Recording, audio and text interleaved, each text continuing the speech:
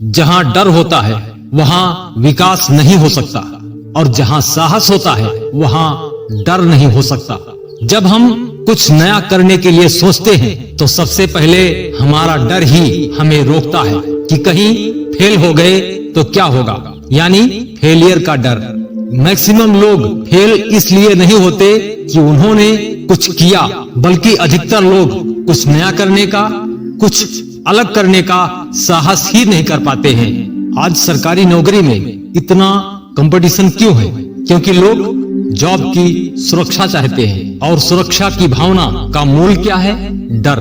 Private sector में लोग कम salary पर भी काम करने के लिए विवश होते हैं, क्योंकि उनके मन में कहीं ना कहीं डर होता है कि अगर ये जॉब छूट गई तो मेरा और मेरे परिवार का क्या होगा। हम वही करते हैं जैसा लोग करते हैं। अधिकतर लोग अपने लिए बड़ा लक्ष्य निर्धारित नहीं करते, क्योंकि उनके मन में कहीं ना कहीं डर हावी होता है, और इसी डर से हमें बाहर निकलना है। हमें डर क्यों लगता है? क्योंकि हम अपनी कल्पना में एक इमेज बना लेते हैं कि कहीं ऐसा ना हुआ तो क्या होगा। हमें डर इसलिए लगता है क्योंकि हम बदलाव से डरते हैं। डर हमेशा आपके मन में होता है, उस घटना का डर जो हुआ ही नहीं है। डर अक्सर हमारी कल्पना में होता है, और इसी डर से आपको जीतना है। जब हमारे मन में किसी बात का डर होता है तो हम निर्णय नहीं ले पाते हैं, क्योंकि हम दुविधा में होते हैं। हमारा डर शंका में बदल जाता है, और हम इसी दुविधा में फंसकर रह जाते हैं कि करें या ना करें। नेपोलियन हिल कहते हैं कि डर मूलतः 6 प्रकार के होते हैं: गरीबी का डर, आलोचना का डर, बुरे स्वास्थ्य का डर, प्यार को खोने का डर, बुढ़ापे का डर और मौत का डर। बाकी सभी डर केवल हमारी कल्पना में होते हैं।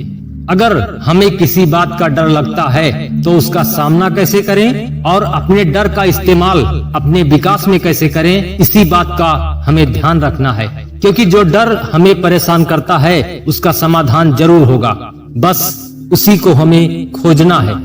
डर का सामना कैसे करें? अगर कोई डर आपको कुछ नया करने से रोक रहा है तो उस डर से जीतने का सबसे पहला उपाय है साहस। आपके मन में किसी भी तरह का डर हो तो उसका सामना करें, क्योंकि जब तक केवल अपने मन के काल्पनिक डर से डरते रहेंगे तब तक आपको वास्तविकता का पता ही नहीं चलेगा। इसके लिए केवल एक ही बात याद रखें, क्यों डरे जिंदगी से, क्या होगा? कुछ नहीं होगा तो तजुर्बा होगा। या तो आप अपने किसी मकसद में कामयाब होंगे या कुछ सीखेंगे। फेलियर से डरना नहीं चाहिए, क्योंकि कोई भी परफेक्ट नहीं होता। खुद को समय दो। अगर किसी बात की चिंता आपको सता रही है कि भविष्य में क्या होगा, ऐसा हो गया तो क्या होगा, ये नहीं हुआ तो क्या होगा, तो इसके लिए खुद को समय दीजिए। चिंता नहीं, चिंतन कीजिए। वक्त के साथ सब कुछ बदल जाता है। अगर सुख ज्यादा दिन तक नहीं रह सकता तो दुख भी ज्यादा देर तक नहीं रह सकता। डर से डरने के बजाय उसका सामना करो। दोनों पक्ष की कल्पना करें। जब कोई डर हमारे मन पर हावी होता है तो उसका 2 पक्ष होता है। यदि सफल हुए तो क्या हो सकता है, और यदि सफल नहीं हुए तो क्या हो सकता है, और यदि सफल नहीं हुए तो बुरे से बुरा क्या हो सकता है। यदि आप कल्पना में विषम परिस्थिति का सामना कर सकते हैं तो उसका कोई न कोई विकल्प जरूर होगा। घबराहट से बचें, हमेशा वास्तविकता पर ध्यान दें। भविष्य तो अभी भविष्य में है, हो सकता है कोई रास्ता निकल आए। स्वस्थ रहें, आराम करें, चिंता बिल्कुल न करें। डर का इस्तेमाल अपने विकास में कैसे करें? देखिए, डर एक भावना है जो हर जीव को प्रभावित करती है। डर इंसान से असंभव लगने वाला कार्य भी करा सकता है।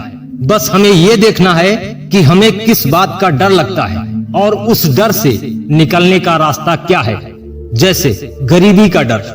गरीबी का डर हमें तब तक रहेगा जब तक हम आर्थिक रूप से मजबूत न बन जाएं। इसके लिए आपको अपनी कमाई और अपने खर्चे मैनेज करके चलना होगा। एसेट बनाने पर ध्यान देना होगा।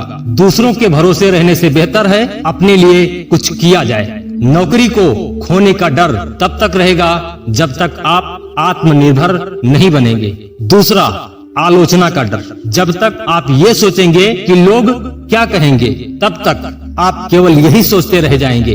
लोगों के पास आपके लिए सोचने का समय नहीं है, ये केवल आपके मन का डर है। आप सिर्फ अपना नजरिया बदलिए, लोगों की नजर में आपकी इमेज खुद बदल जाएगी। और लास्ट में एक लाइन हमेशा याद रखिए, जो आप बदल नहीं सकते उस बात से डरने का कोई प्रश्न नहीं है, और जिस परिस्थिति को आप बदल सकते हैं उसका सामना कीजिए। जय हिंद, जय भारत, वंदे मातरम।